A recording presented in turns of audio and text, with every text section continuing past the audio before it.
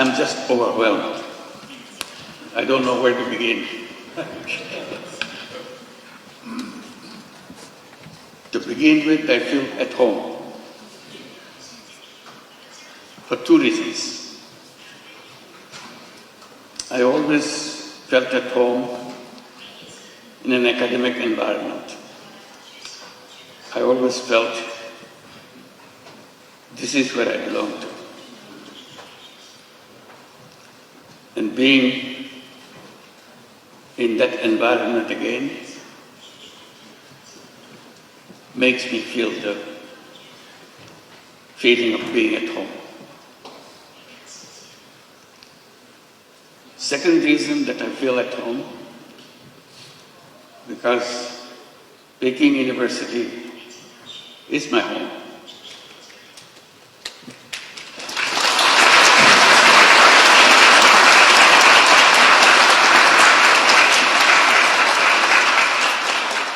I am part of you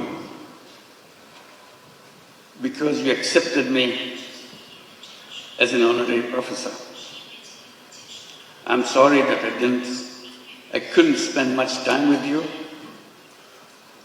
but I always hoped I could spend time with you and share with you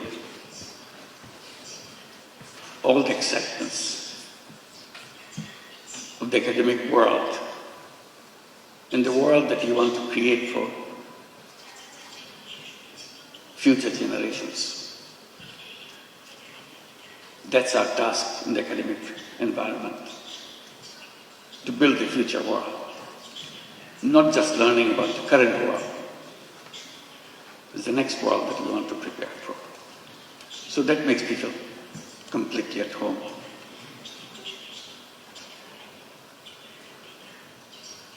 Your Excellency Ho Guangchai and Mr. Kong Chuan, esteemed deans and faculty members, distinguished dignitaries, officials and guests, and my dear, dear students, ladies and gentlemen.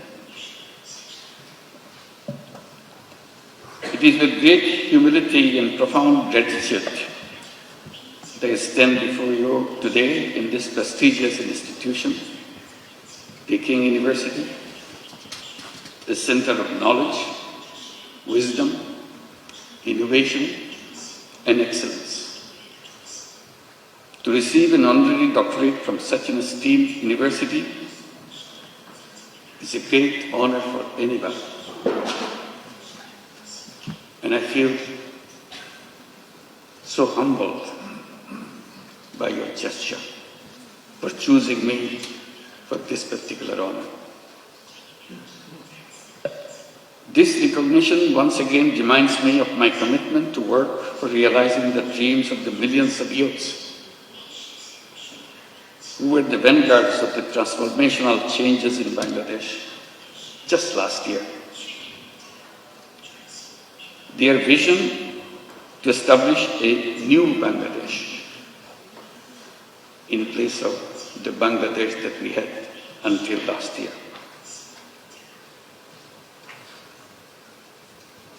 A new Bangladesh which will be free from poverty, hunger, unemployment, and destitution. Ladies and gentlemen, and my young friends, to translate this vision into reality, we are embarked on a series of reforms to make governance transparent and democratic, to ensure economic policies which are inclusive, and to guarantee that every individual has equal opportunity to flourish. Our reform initiatives are at the top of our priority. Our goal is definite. Our work plan is exhaustive. For building a stronger and more resilient Bangladesh, we emphasize economic transformation through entrepreneurship, greater investment in education and technology, and a stronger international cooperation. Distinguished guests, I have a deep and personal attachment with Peking University. Back in October 2006, I had the opportunity to be appointed as the honorary professor. To me, today's conferment is more than a personal honor. I see this as a recognition, as an acknowledgement of the resilience and courage and determination of the people, especially millions of women and young entrepreneurs who continue to prove that no challenge is too big when they are given the right opportunities to develop and break the shackles of poverty and marginalization. Throughout my journey, from being an economist to founding Grameen Bank, from pioneer microfinance to advocating social business, my core belief has remained the same. People are not poor because they lack of skill or ambition. They are poor because the economic system has never given them a fair chance. So poverty is not because of something lacking in the person. It's not their fault. It's the fault of the system that we built for ourselves. That causes poverty. That causes all the problems for human beings by wrong thinking. And I blame myself for being part of that institution, academic institution, where we pass on this wrong knowledge to the next generation. So I plead guilty that we have not been able to change those ideas, wrong ideas, which make people suffer. So my struggle has always been to go back, to find out the faults in the system that we promote, we teach the young generation, so that we do not repeat the same thing for the next generation.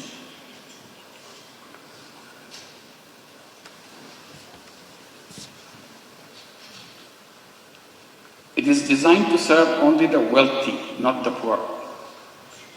That realization led me to create an alternative, one where even the poorest individuals could access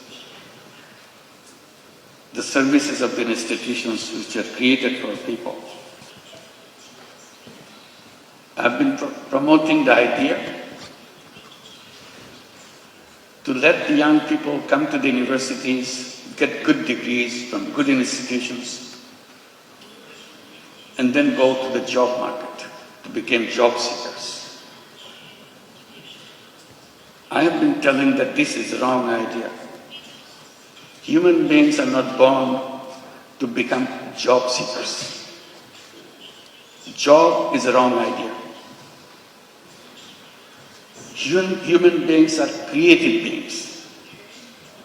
They enjoy doing creative things. Job is a negation of creativity. Job forces you to do things what your supervisors want you to do. Job is a continuation of the tradition of slavery.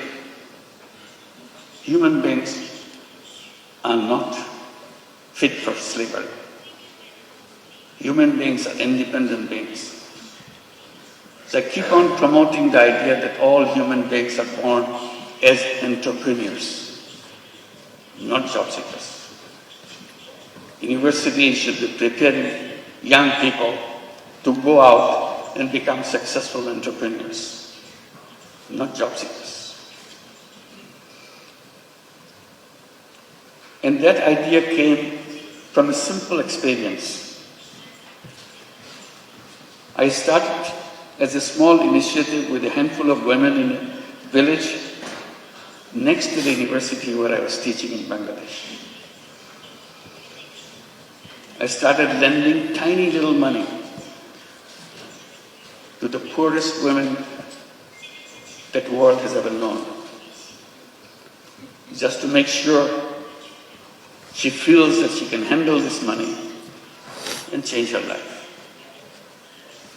I had no idea that whether it would come true, but I was amazed how these illiterate, poor women could use tiny little money, $10, $20 worth of money, and did a very successful way of paying back and change her income situation.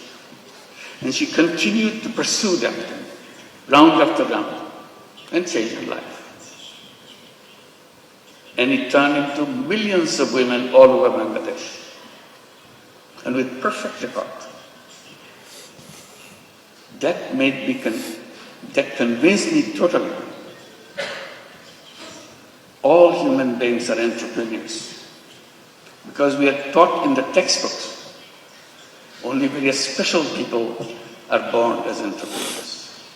Rest of us human beings have to serve under them.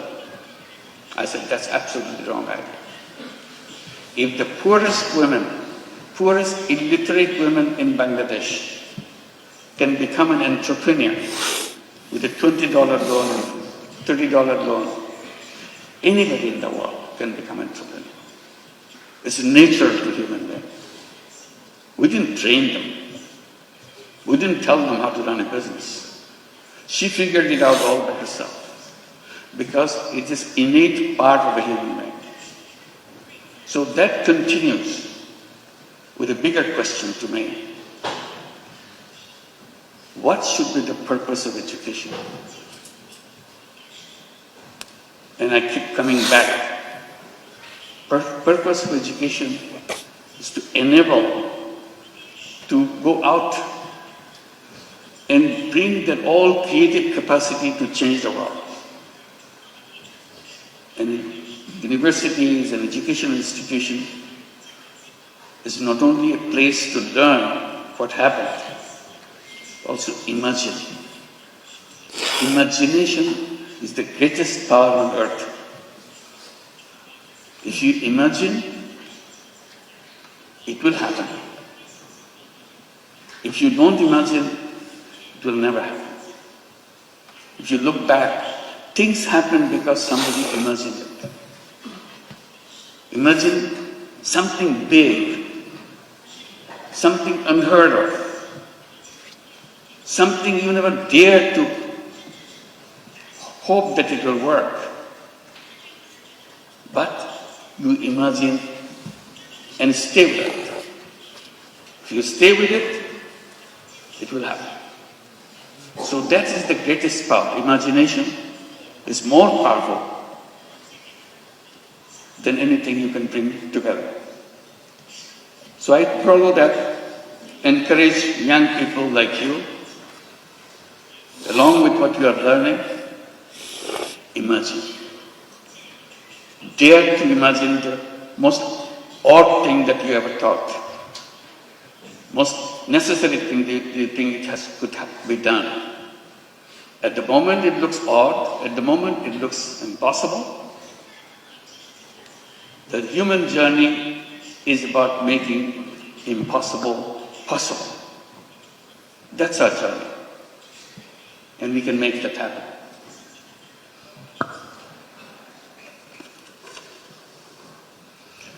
Then I came to my other point. Why the way we do things followed by something that we are not sure of? This civilization that we are passing through, will it help us to overcome the problems that we face? Problem of environmental crisis, problems of extreme wealth concentration, problem of massive unemployment, My answer is always no. This civilization will continue to make it worse and worse. I even dare to say this is a self-destructive civilization. We have no scapegoat. We have to build a new civilization as soon as possible. Abandon the civilization that we are passing through and move on to create a new civilization. And I ask myself, what will be the future of that civilization? The answer to me is very clear. That civilization must know that there is no environmental hazard left anymore. And that can be done with just creating a financial system, creating an economic system which doesn't depend on creating carbon emission. Carbon emission is going to kill us, so we have to get rid of carbon emission. We have to make sure there is no wealth concentration. We have to make sure there is no unemployment. So I come up with a simple formula by saying we have to create a civilization of 3 zeros. 0 net carbon emission, 0 wealth concentration, and 0 unemployment. Sounds very reasonable, but to work it out, you have to abandon the old thinking process. You have to create a world where each human being will be given an opportunity not only to express his selfish interest, also selfless interest, and create not only money-making business, create business to solve problems without any intention of making money yourself. We call it social business. So we have a series of ideas how to create this new civilization. And now I pass it on to the young people between age of 12 to 35 to create what we call 3-0 clubs. 5 young people get together, create a small, tiny club, 3-0 club. What do? Each person, each member of that club commits to undertake a new journey of life. I shall not contribute to global warming myself. I'm not saying the whole world should do that. I'm saying to myself, I do not want to contribute to carbon emission. How? If I do it now, 7 days a week, I promise to do it 6 days a week. If I achieve 6 days a week, I want to do it 5 days a week. If I achieve 5 days a week, gradually 2 days a week, 1 day a week, and nothing. So I become a 3-0 person. Idea is if I can become a 3-0 person, you can become a 3-0 person, world would be a 3-0 world. That's a simple idea. And I'm amazed by the response I get from the young people all around the world. They keep on adding numbers, 3-0 clubs. I hope you'll consider examining whether you'd like to form your 3-0 club and create a new civilization, which you'll be proud of. This is an imagination, but the imagination is where the journey begins. Let's begin the journey. Thank you very much.